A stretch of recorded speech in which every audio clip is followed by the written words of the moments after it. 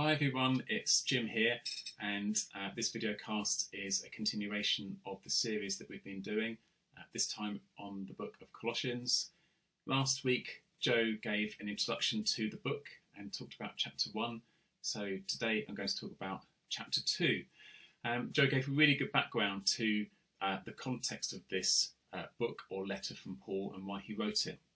So just to give you a reminder of what that was, Paul, in his missionary journeys, visited a place called Ephesus in Asia. He spent about 2 to 3 years there, and a church was established in Ephesus. You can read about that visit in Acts chapter 19. And a man called Epaphras visited Ephesus,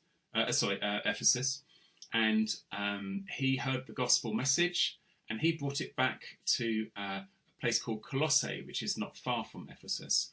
And eventually a church was established there. Now fast forward to when Paul was in chains in Rome. Epaphras went to meet with Paul and shared some concerns that he had about what was happening in the church at Colossae, some of the practices that they were being influenced to participate in. And hence Paul, who shared these concerns, wrote this letter to the Colossians. And so what I'm going to do is, I'm not going to talk through the whole chapter. It really is important that you read it for yourself.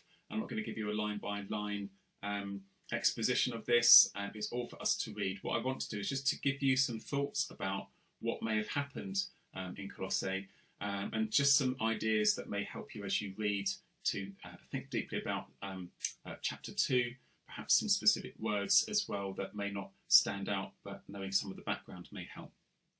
Okay. So what was it that Paul was concerned about? Well, there are different commentaries that talk about what was happening there, and it's not exactly certain, but it could be that there was a particular figure, a shaman-like figure, a mystic, perhaps with a Jewish background, or it may have been more than one. But either way, they were influencing the church. They were very persuasive, perhaps very charismatic. And the kind of background to this would have been both Jewish and mystic. So there were a lot of people who were seeking something in life. Perhaps they were familiar with the Jewish tradition, perhaps they were also familiar with the pagan mystical traditions. And these are some of the practices that were happening around that time. And again, this is just a very quick snapshot. So there were mystery religions. So what were they? Well, the mystery religions, they would have these initiation ceremonies where they would take someone, an initiate, and they would give them training and instruction. And often what they would do is they'd have this play that was performed in front of lots of people. And the initiate who had been given this pre-knowledge was the only one who understood what was happening in that play. And these were kind of like mystery plays. But to the outsiders, these things remained a mystery. And this was a reflection of some of these practices that talked about enlightenment.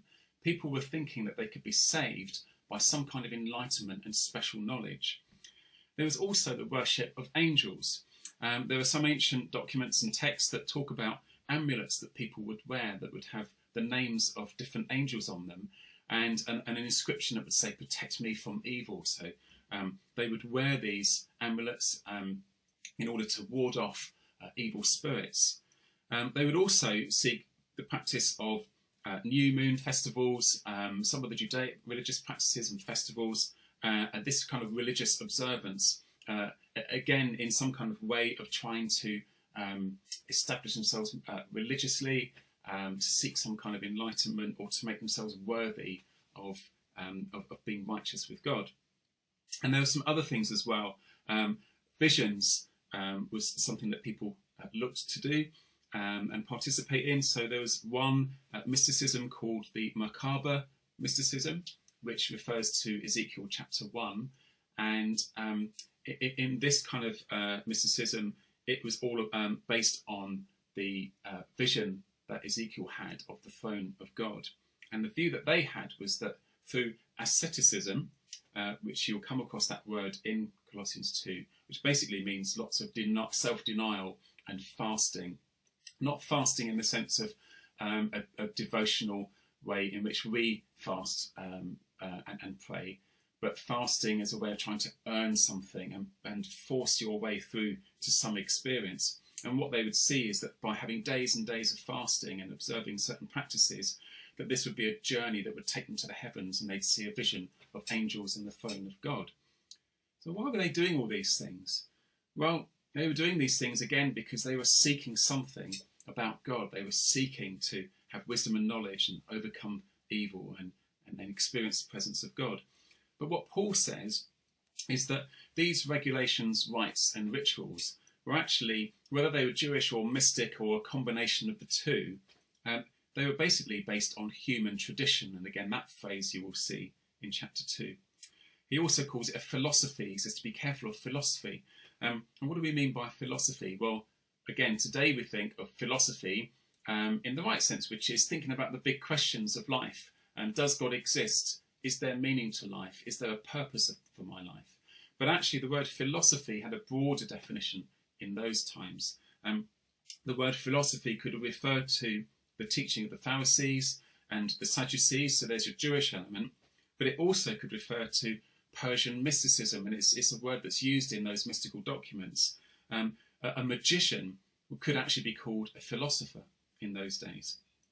And Paul also talks about elemental principles or elemental spirits, which is another phrase that you may come across. And that phrase, or is a word actually, stoicheia in Greek, again is seen in Persian mystical texts as well. And so Paul seems to be using this phrase, elemental principles, this word, to define something that is spiritual and demonic. So effectively what Paul is saying is that the regulations, the rites and the rituals, whether Jewish or mystic or a combination of both, were based on human tradition, and ultimately the root of that was the pagan and the demonic. And so this is what Paul's response to this kind of teaching was. Paul is saying that what they're doing is, by participating in all of this, they're robbing themselves of all the fullness that they have in Christ. Joe last week talked about the word fullness as being a word that's repeated throughout this letter.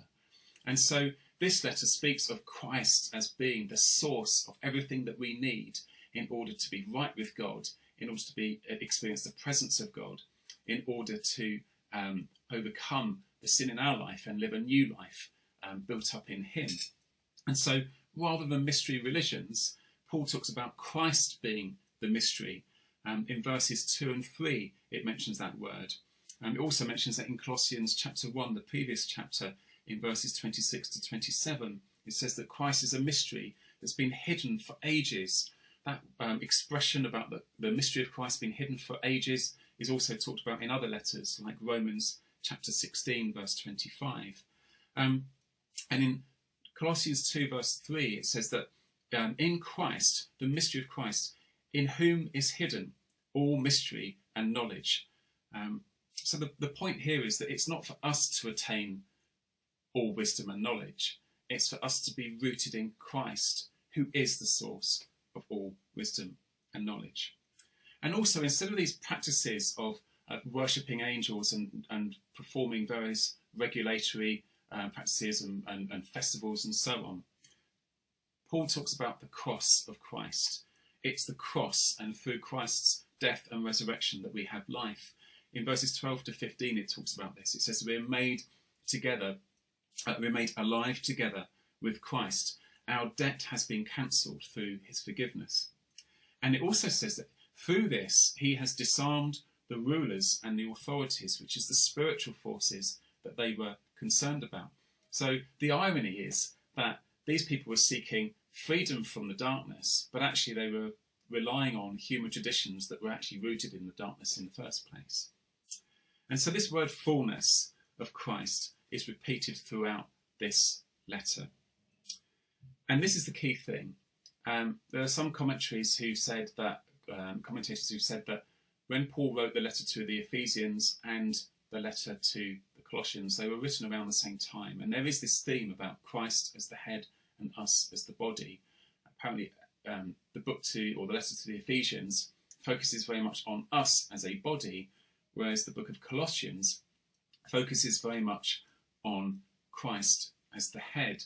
In fact, one commentator said that Colossians, other than the Gospels, is the most Christ-centric book in the Bible. So I'll leave you with that. Just a few thoughts. one thing that I would say in finishing, there's going to be more on chapter 3 next week. My advice to you is take your time, read through it, and keep Colossians as one of those books you have in your back pocket. Always have it readily available, especially when you're feeling diverted or discouraged and you're feeling that your assurance in Christ is being rocked some way. Colossians is a great book that just reminds us that if we remain rooted in Christ, the head, he is the source of our life, and it's through him that we have salvation. It's through him and through his power and his strength that we can live our lives free from the past and living in the new self in the kingdom of heaven. And be enthroned upon the praises of 1,000 generations. You are worthy, Lord of all, and unto you the slain and risen King we lay